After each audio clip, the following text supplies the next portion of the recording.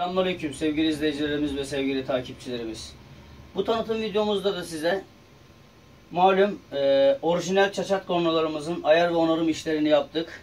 Çerkezköy'den, Karlı Oto'dan mekanikçi Tolga kardeşimizin T-Stop'u var kendisinin de. O da bu işe gönül vermiş hasta bir arkadaşımız. Kornalarımızın durumu gayet başarılı bir şekilde ayar onarım işleri bitti. Revizyonlarını yaptık. Platin değiştirdik kornalarımıza ve 2 adet taş rezistans taktık arkadaşlar. Kısa bir sunulma, size seslerini dinletmek istiyorum. Bu çalan ince tonlu arkadaşlar.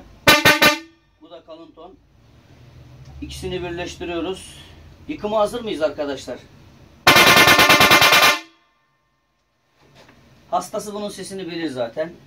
Bu ve bunun gibi birçok araç videolarını, korna videolarımızı resmi kanalımız YouTube'dan Hamdi Usta yazarak abone olabilir ve diğer araç videolarımızı izleyebilirsiniz. Zaman ayırıp izlediğiniz için teşekkür ederiz arkadaşlar.